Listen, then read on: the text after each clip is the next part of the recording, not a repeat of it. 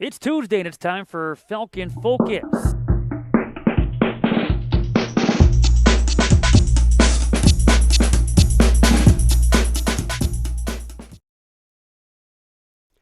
Welcome to this week's edition of Falcon Focus, episode number 23 here in season number 3, our 11th episode here in semester number 2, and we have a trio of guests. In segment number 2, our focus is men's tennis. We'll be joined by Logan Snyder, last year's NAC Player of the Year. In segment number 3, we take him from behind the camera to in front of the camera in his first year as the Assistant Director of Athletic Communications, Josh Dinkelman. But up first, our focus, acrobatics and tumbling. You're being joined by junior bass Amy Ebert. My name is Matt Menzel. Thanks for joining us. Amy, thank you for joining us. And what a weekend it was for Falcon acrobatics and tumbling. On Sunday, the Falcons captured the first ever NCATA Division III championship. How special, how emotional was Sunday for you in this program? It was extremely exciting, super special. Definitely some tears shed and so much celebration. Adrian's been a great component, and to take that championship at their home was just such an accomplishment for our team. Well, the Falcons defeated Stevenson on Saturday, then the aforementioned Adrian Bulldogs on Sunday. How was the first ever Division III championship format? Was it different from other meets? Was it comparable to other meets that you guys have participated in this season? Yeah, so it was a little different, but also you could see some similarities. Our first meet, I would say, same basic meet format against Stevenson. We competed against them, and then the next day we moved into event finals, which was something I'd never experienced before. A little different format. You got to go out, compete head to head, and then get to know who won that event right away, which was super exciting. And then we moved into the championship meet, which was a regular meet format like we're used to. Well, mentioning the Falcons competing back-to-back days for the first time this season, did that quick turnaround from one day to the next, did that present any challenges? It was definitely, a little bit challenging, but we made sure to get some quality rest, some good food, and just try and stay energized. I think the team energy, when we were so excited, we were able to keep our energy up and compete well. Were they two pretty long days?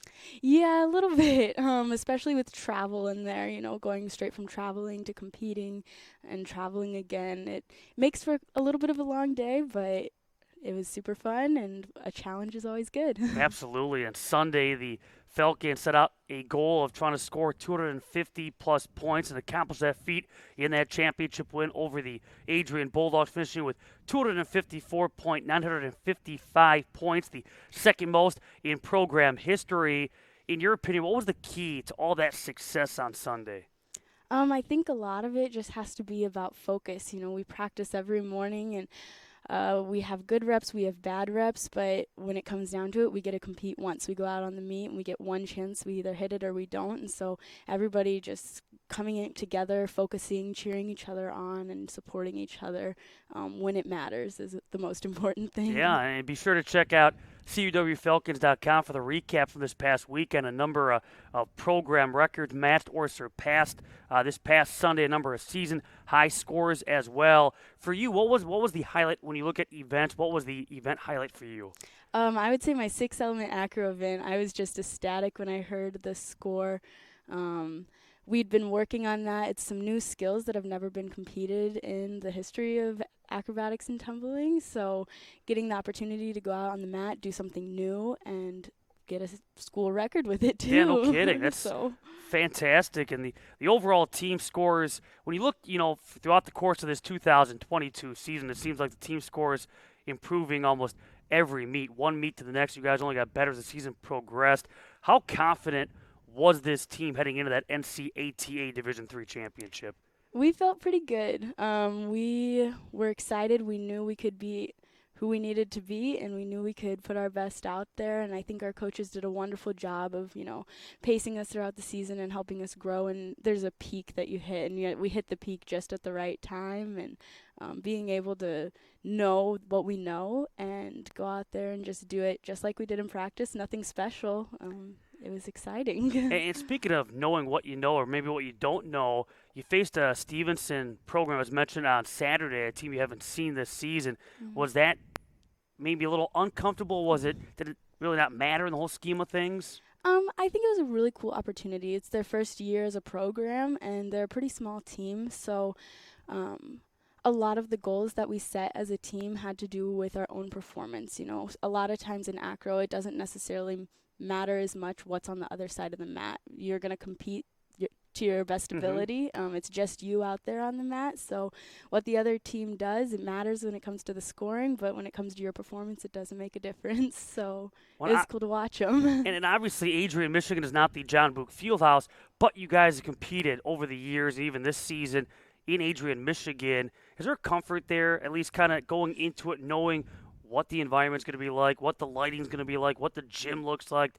Do you have kind of a sense of what you're getting into this weekend? Absolutely. It's not home, but we've been there multiple times, and it's a gym that we know well. So Well, and speaking of knowing well, and you talked about it briefly earlier, a team that's become a rival when it comes to acrobatics and tumbling for the Falcons is Adrian, who you saw on Sunday. Same thing, is it maybe a comfort knowing, hey, we've seen them before, a couple of close meets during the course of the regular season, a couple of wins for the Falcons over the Bulldogs.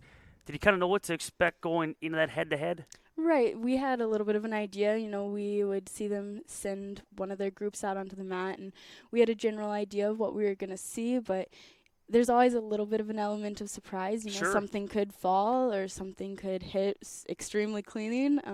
You never know what you're going to see, but knowing the girls' faces, knowing their abilities, or at least a baseline of their abilities, is always a comfort. Yeah, and it's just fun head-to-head battles, too, as both teams got better. You can see that in the scores as the season's progressed. Now, you've been with this program for 3 seasons now, and obviously COVID taking an impact and an effect on some of those campaigns. But how do you feel you've improved over that time? I think there's definitely been a lot of improvement. I came in my freshman year, and some of the skills that I warm up with now, I couldn't even compete until the very Really? end of the season. So bumps along the way, but it's been great to grow and try new skills and just get stronger and more athletic. I asked you from this past weekend what your highlight was or what was the event that stood out to you. How about overall, when you look at a typical meet format, what event is your favorite and why? I would say, once again, the acro event. I just think it's so unique, and you get to be a little creative with it. Like in our six element acro event, we are doing those new skills, and so that creativity and that ability to go out there and, you know, see the surprise on a different team's face when they're like, whoa, we've never seen that skill before. It's pretty cool. Have to ask as we go through your athletic background. You came to Concordia from Kansas, Yes. and you were a 2019 powerlifting state champion, according to the bio. So, how did you get started in powerlifting, and what are your memories from winning that state championship? So yeah, powerlifting is a huge thing at my school. In high school, especially, we had an extremely huge program, I guess. And so freshman year, I actually wasn't involved. I was afraid to go into the weight room, but my coaches in high school were like, Amy, you need to be in the weight room. You need to be powerlifting with the rest of the team. And so I joined the team, and then as a team, we qualified for state for like the 10th year in a row, 11th year in a row, and then won it again. So lots of state championships. Yeah, I was gonna as say a that is team. outstanding, and you were involved in track and field, cross country. What, if any, other sports did you participate in growing up? Yeah, so when I was really young, I started in tumbling and dance, and I was probably 2.5 just walking when I walked into the studio for the first time. But cross country, track, powerlifting, dance, tumbling. I dabbled in cheer for a little bit. I worked some co-ed stunting. Wow. So I've been kind of all over the board. So I mean, we've talked about it often with other acrobatics and tumbling athletes. There isn't an acrobatics and tumbling at the prep level, but you have a little bit of this, a little bit of that for that background in getting involved in this sport. Right. So actually, the first, I guess, studio that I attended growing up was Judy's Studio of Tumbling and Acrobatics. So it's nothing like college acrobatics, but we did do a little bit of the, you know, climbing on each other, building different shapes, and then that tumbling background. I grew up tumbling tumbling on dead mat. I never had a spring Okay. floor, as a lot of gymnasts or cheerleaders did. So that was a nice transition coming here, is I already knew what it was like to tumble on that dead mat with no extra spring. Well, speaking of tumbling, and 2019 was a great year for you because in 2019 you were also named the Mid-American Tumbling Society Tumbler of the Year. What did that honor mean to you? That was an extremely special honor. That had been a goal. I'd looked up to a lot of girls who had won that award. There's only one person per meet per year, and that was a goal I'd had. I was afraid for a little bit that I wasn't going to be able to do it because the studio that I competed for closed, and so I had to take a year off from tumbling and find a new studio to compete for. I started coaching, and in my senior year, I told my boss, I said, I want to compete back with these girls that I'm coaching. So it was a bunch of, young girls 12 and under, and then just me out there. And Wow. so I was in a different level or different Okay. category, but I didn't necessarily have a coach. And so it was really exciting to, just go in, put the work in on my own time, and then be able to make my previous coaches proud and meet that goal. So did you know at that point that you wanted to maybe pursue looking into the possibility of acrobatics and tumbling?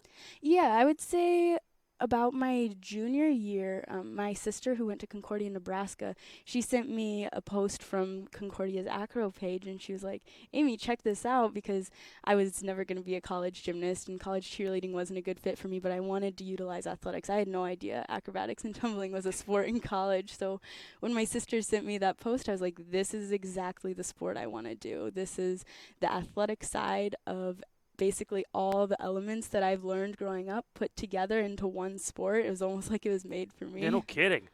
To wrap it all up and to start winding it down, what's next now? So are you guys still practicing? Oh, the hope is that maybe one of the events or heats will qualify for nationals. So you guys still practicing, awaiting? Is it season at this point over? You preparing now for next year? What's on the agenda? Yeah, so the season's over for this Okay. year. When the regular season ended, we didn't have any more opportunities to Okay. qualify for nationals, but we ended the season on a very high note, Absolutely. which is exciting. And so now it's about a little bit of rest and recovery, let our bodies, recuperate after all the pressure we put on them, and then get ready for next season and see what we can bring to the table. Is there anything that you do in the off season to kind of stay in that acrobatics and tumbling mindset and preparing for the next season? Yes, I do a lot of tumbling on my own, especially over the summer, some running, some lifting, just kind of trying to stay well-rounded as an athlete. It's hard to, stunt when you don't have your teammates around, especially being from Kansas. You can't just call Sure. somebody up, but just staying athletic, keep moving, keep the strength up, the endurance up. Well, Amy, I appreciate your time here today. Congrats on all these success here in 2022 and all the best come next season. Thank you very much. That is Amy Ebert of the Division III champion acrobatics and tumbling team. When we come back, our focus will shift to men's tennis. We'll be joined by their number one singles and doubles player, Logan Snyder. You're tuned to this week's edition of Falcon Focus.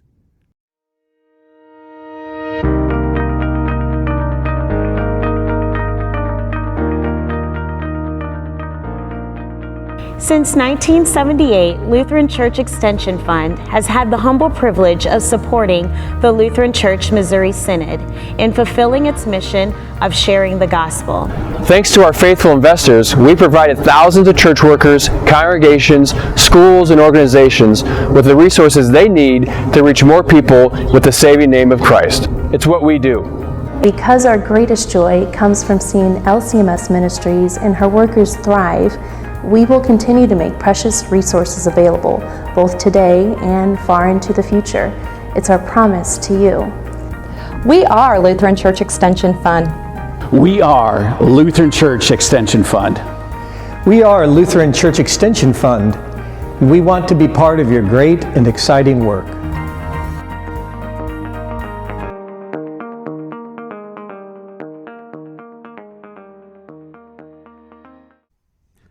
Welcome back to this week's edition of Falcon Focus, our 23rd episode, and still to come, it's a trio of guests in segment number 3. We'll be joined by the Assistant Director of Athletic Communications, Josh Dinkelman. But up first, our focus here in segment 2 is men's tennis, and being joined by senior Logan Snyder as the men's tennis team right now with 8 victories, 9 defeats overall, but off to a 5-1 start in conference play. Also a team that's won 6 of their last 8. How would you, as you look at the way this spring has kind of played out, how would you go about summarizing this 2022 season? Well, we had a really young team, so started off the year with a couple losses that hurt a little bit, and I think that got to some of the young guys that really put a fire under their butt, and they were like, all right, we're going to step up now. So that's why I think we've won the last 6 of the last 8. I also think when we get to conference play, we know it's the real deal. We step up. The upperclassmen really, me, Tim Peters, and Josh all step up, play well, lead by example in those matches. And I think that the freshmen that we have, the 3 other freshmen that we have in the lineup, that they saw that and they have stepped up as well. You look at the lone conference loss so far, that coming back on April 10th against Illinois Tech, and I only bring it up because most likely if this Falcon team is to win a conference tournament championship, that's a team you're going to have to see once again. They are the defending now 3-time regular season champs, and they've won back-to-back tournament titles. You were part of the number 1 doubles team that picked up the lone victory that day. When you look back at that matchup, what do you feel was the difference in Illinois Tech coming away with the victory? Well, I think, honestly, the score of the overall match was not representative of how close it was. Any match could have gone either way. We were very, very comparable teams from top to bottom. So I think they came out with a little more fire than we did. Like I said, we have 3 freshmen in our lineup. I don't think they had a single freshman in their lineup, so they had some guys coming back that knew that were the match.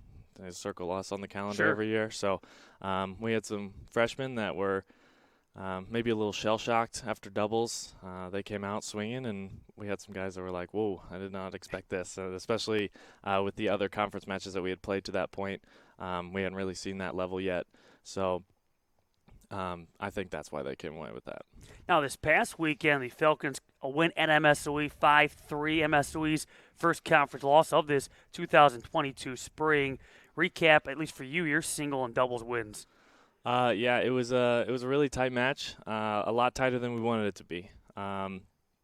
MSOE, they've got a lot of good players in. They got a few good recruits in this year that are really helping them out, making them a lot deeper. So we came out, and I think, again, the energy was a little lower than what we wanted, and they came out with, like I said, like IIT did, us circled on their calendar. We're the match because we've historically been one of the best teams in the conference year in and year out. I think a lot of people circle us on the calendar, and they're like, that's the match we want to win.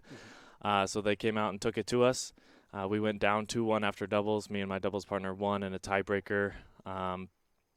And then we went to singles, and after a little pep talk from Coach, everybody fought really hard and played really well. We won 4 of the 6 singles matches, which was really good for us. I won. I've played Alec, the one singles player for MSOE, every single year.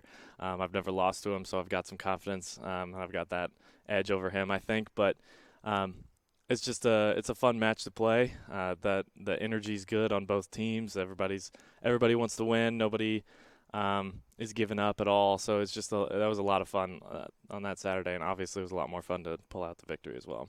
Next week, the conference tournament gets started.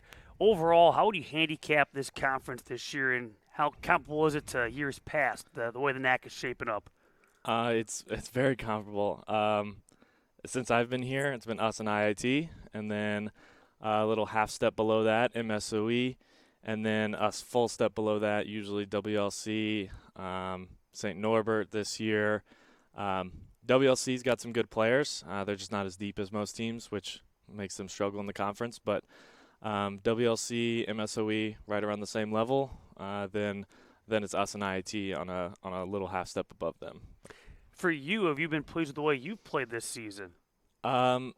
Yes and no. There have been matches that you can circle and say that was a great match. There's also been matches where I've struggled.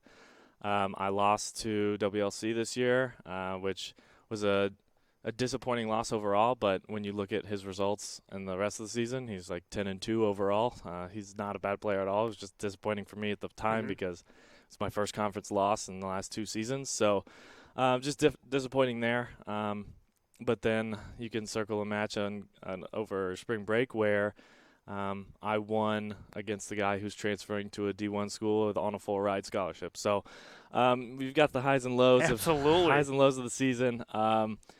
And in doubles overall, I think me and my partner have been really solid. We've had some really, really good wins, but also we've never really gotten blown out by anybody, which is good, especially playing with a freshman partner. You know, freshman at 1 doubles is it's a little intimidating sometimes. But he stepped up well in big matches, and like I said, we've been pretty consistent. And let me ask you about your freshman doubles partner, Landon, another Indiana Hoosier like yourself. You got the Indiana connection. Has that, for the most part, you know, as you mentioned, with a freshman kind of intimidating to some degree, being a number 1 doubles player, has it, for the most part, for you with a new partner for, the 3rd straight year or so you've had a new doubles partner? Has it been a smooth transition? Yeah, it's been really smooth. He and I connected over the summer. I talked to him a lot, trying to get him to come here when he was a recruit. So he and I already had that connection a little bit. One of the things that I said to him when we were recruiting him is I'm recruiting you to be my doubles partner next year because he's a really good doubles player. He went to state with his partner in high school. So I knew who he was. I keep in touch with Indiana high school tennis, so I know the good players and tried to get him to come here, and then it was just we picked up right where we left off. In the fall, we had a couple good results in the ITA tournament in Minnesota, and then moving into the spring, we picked up right where we left off, which was good. You touched on this already a little bit. I want to go a little bit further. When you look at the breakdown of this roster, again, a younger team, at least coming into the season with a couple of freshmen, couple of sophomores, 1 junior, and Logan's one of the 2 seniors. Overall, at this point now in the season, have you been happy with the way some of the new guys have made that adjustment, that transition to the collegiate game? Yeah, definitely. I'd say usually spring break is your tell if people are going to step up and play or not. Spring break is a lot of fun, but it's also really competitive and hard tennis. So I would say Landon and Peter Naylor, who plays 5 singles for us and 2 doubles, both of them had great spring breaks. Peter went 10-1 or 9-1 overall on spring break, which is the best record I think I've ever heard of on spring break. So he had a really great spring break, and he's really kept that form going into this conference season. And then Landon, like I said, he's been great all year. Couldn't ask for a better partner and better guy behind me in the lineup. I know he's going to get his point, or at least work his butt off to get it. Last year, you went 8-3 in singles play, 12-1 in doubles play, named the NAC Player of the Year. What did that accolade mean to you? It meant everything. I've played tennis for now 16 years. So at that point, my dream was to play college tennis. When I was younger, I obviously dreamed of maybe being a little higher level, like D1 at Alabama or UK, were my 2 schools that I wanted to go to. Didn't work out for me, injuries, and also just not blessed with the right skill level. But I've loved my time here. Last season was a dream come true, like I said. But this season, all I care about is getting the conference title as a team. Well, last year you took over that number 1 spot for singles, number 1 spot for doubles in the Falcon lineup. Was that always a goal at some point to be number 1 in that lineup? Definitely. Coming in as a freshman, I played 1 doubles as a freshman. I've only played a few matches not at 1 doubles in my career. But that was a little more expected for me. I was a doubles player through and throughout high school. Played 1 half season of singles in high school. So I really have always enjoyed doubles more and have been really focused on doubles my whole career.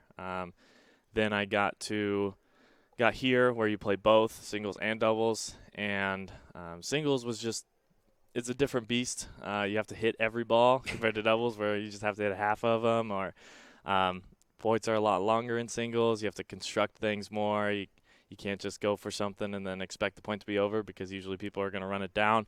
So it was a different beast for me. And then it became a challenge, and then I'm not one to back away from a challenge. So after freshman year, I played 3 singles most of the season. Sophomore year, we got shortened due to COVID, but I was playing 3 singles again.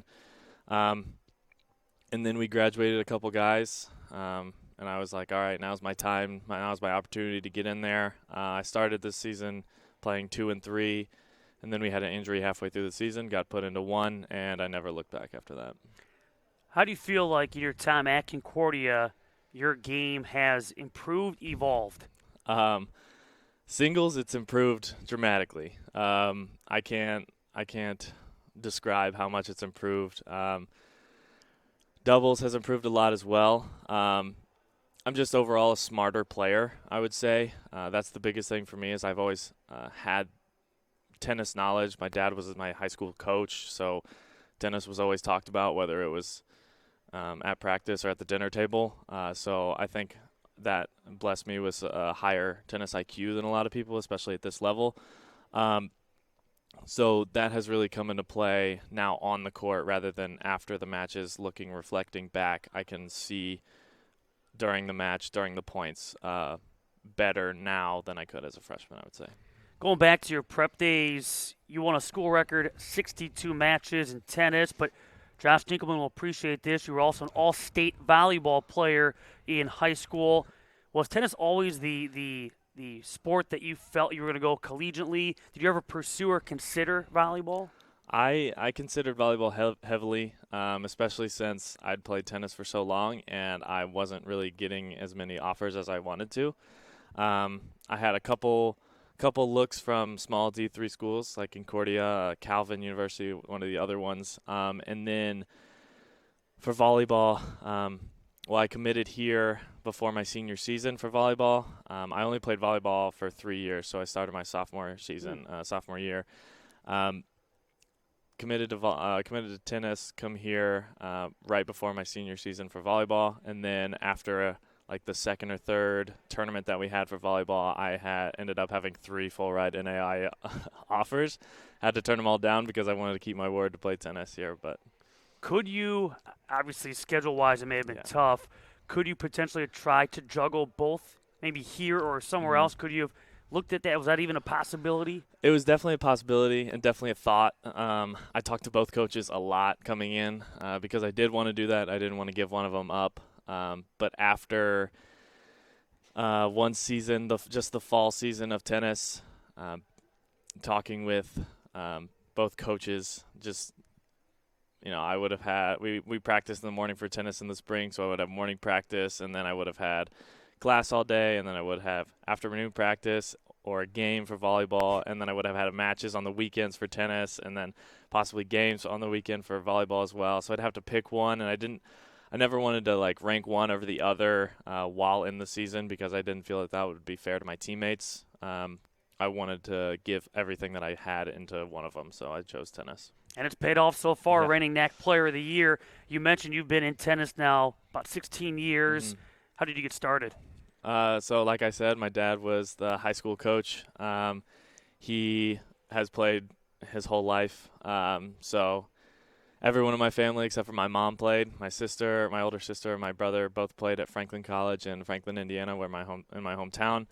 That's where my dad played as well. So it was kind of destiny for me to play, I think. But it was also my decision that I wanted to play rather than kind of being forced into it. Mm-hmm. I definitely still wanted to play. I played every sport growing up just to make sure that I wanted to play tennis. And that was another thing about volleyball that why I loved it so much, because it was something fresh and new and completely different. It really actually rejuvenated my love for tennis by playing volleyball as well. So to date, what do you consider to be your biggest tennis accomplishment?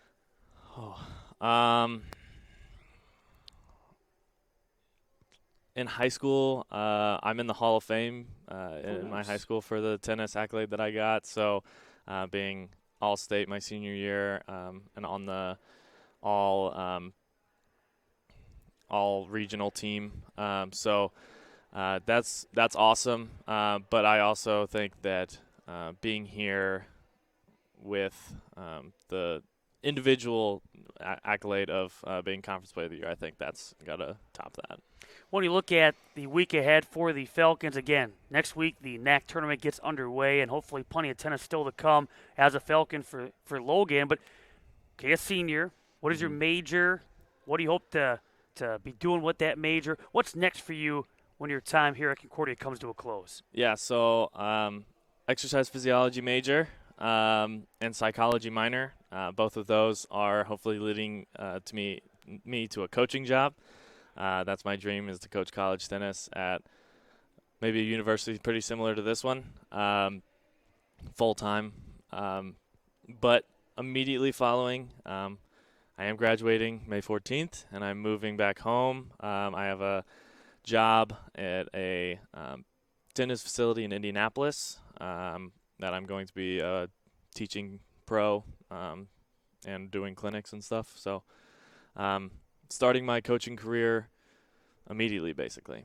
Well, Logan, all the best with everything, both next week with tennis and in the future with your coaching career. And thanks a lot for your time. And all the best to the Falcon men's tennis team, women's tennis team as well, as again they compete for the NAC Tournament Championships come next week. Still to come, our focus here on Falcon Focus will shift, whatever you want to call it, into the Athletic Communication Office. We have Josh Dinkelman, the Assistant Director of Athletic Communications. He'll be next here on Falcon Focus.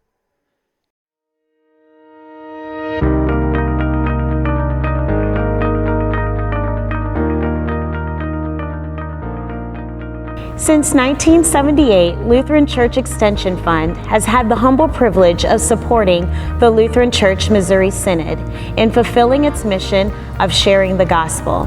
Thanks to our faithful investors, we provided thousands of church workers, congregations, schools, and organizations with the resources they need to reach more people with the saving name of Christ. It's what we do.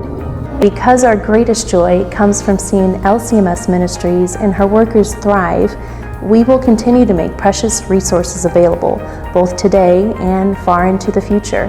It's our promise to you. We are Lutheran Church Extension Fund. We are Lutheran Church Extension Fund. We are Lutheran Church Extension Fund. We want to be part of your great and exciting work.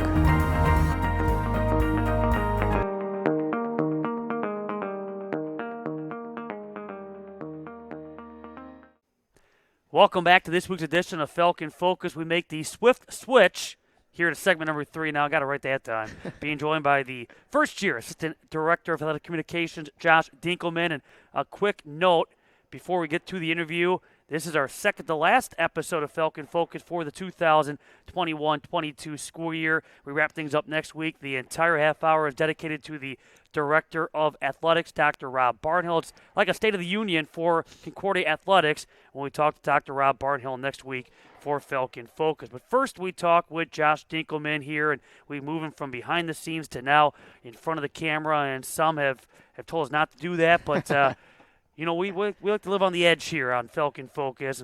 And Josh, for you, as mentioned, first year with this job title, when you look at Assistant Director of Athletic Communications, what are the job responsibilities?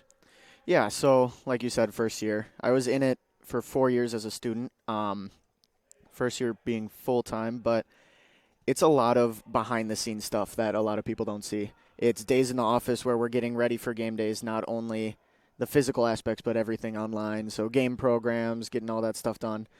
Producing the Falcon Focus every week. That's a job that I've taken on, which is pretty easy when you have someone like you doing it. So give a little shout out to Matt. I like the flattery. I have to. Yeah, I mean, your boss is watching too. He's taking notes, so you got to be careful with what you say. Jeremy's staring me down the entire time, so I got to be careful. Yes, this is true. Now, the job was posted this past summer. You had just graduated from Concordia. I guess what attracted you? You mentioned you had the background already, but what attracted you to apply for the position? So I've always loved sports, right? I've always been a big lover of sports through high school, through college. And when I got this job in my freshman year, so a student in the office, I just had so much fun in it, doing stats almost every game day, doing all that sort of stuff. I loved what I was doing, and I loved the people I worked with.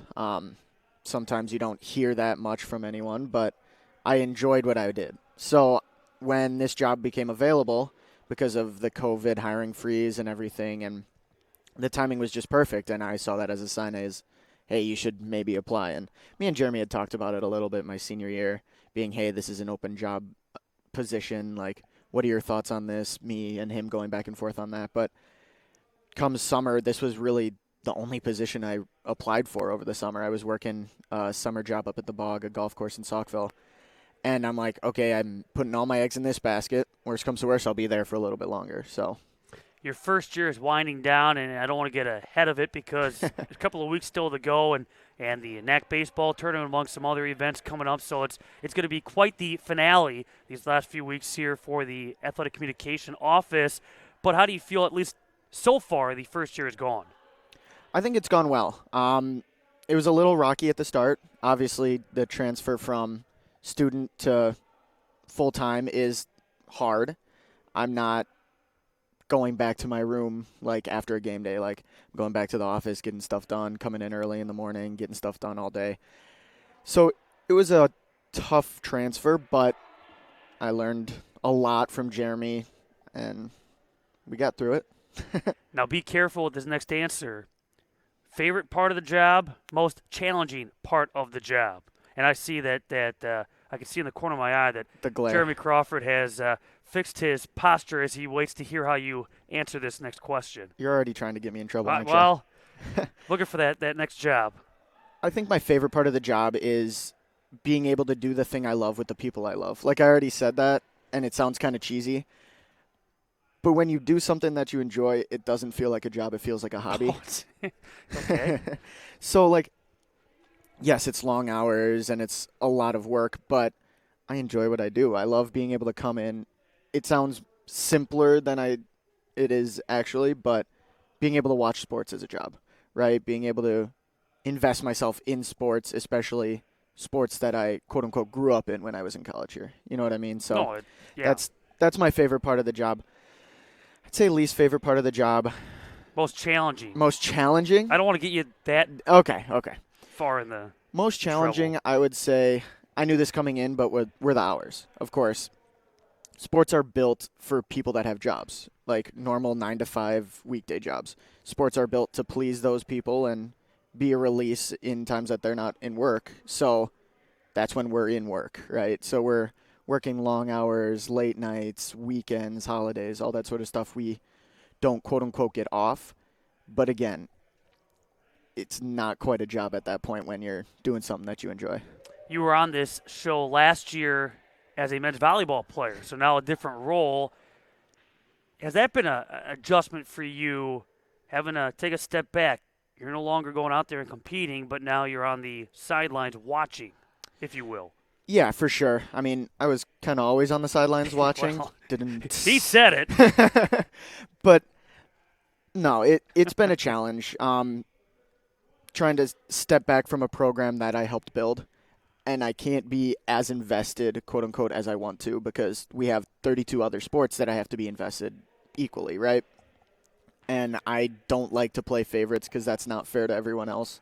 Just because of my background, it's not fair to other people that I'm favorite to volleyball.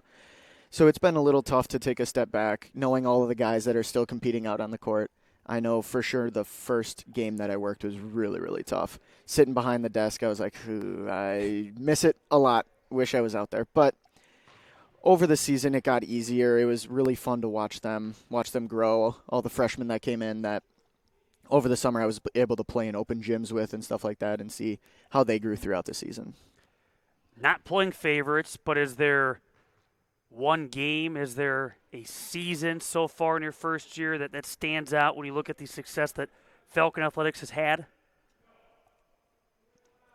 I wouldn't say one that necessarily stands out. I mean, there were always those big games, like hosting NAC championships for basketball. That was really, really fun, just being able to see the environment and the crowd that came in. Unfortunately, it didn't end the way we wanted it to, but like I said, the environment was super, super cool. The spring is yet to conclude, and there may be some more championships. Certainly some teams will be contending for a championship before all is said and done. But overall, when you think back at this 2021-22 school year, you look at all the wins and losses, the championship possibilities, the battle for championships. How successful, in your eyes, has this school year been for athletics?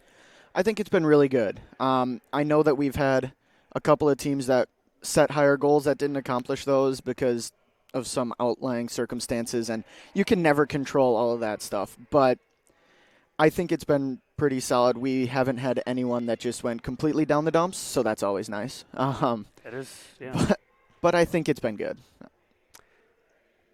One of the other job responsibilities for you that you kind of touched on, kind of didn't, is the fact that you oversee student workers now. So you're kind of the boss as well to the students, even though you're about the same age, give or take. But with that, great responsibility. But also, when you look at the student worker position, and for athletic communications, the office, you guys have an award at the end of the year. The Dax Sodi, it's given to the top student worker of the year. There's also the top student newcomer worker of the year, and you were a winner of that honor last year, and those honors will be announced shortly in the next week or two. Who's going to receive those honors here in 2021-22? Now with a different hat on, you're looking at the qualities in each student worker. What do you guys look for in a Dax Sodi award winner? So we really look at someone that's willing to go above and beyond, right? Someone that's not just geared toward one job, that's willing to do anything we ask of them and in a moment's notice, right? When I won it, it was COVID time, so everything was all jumbled together and it was flying left, right, and center. So I kind of came in and did whatever was needed, and that's kind of what we're looking for. We're looking for someone that goes, again, above and beyond what we ask of them and really enjoys what they're doing and works hard. To wrap it all up, the offseason is around the corner, the quote-unquote offseason. Give it a couple of weeks or so. Any big work projects? What does your summer look like? I mean, this is, again, first year in this position, kind of a new schedule for you. Do you know what summer months entail? I know a couple of things that are going down. I mean, me and Jeremy are going out to a COSIDA convention out in Las Vegas. Whoa.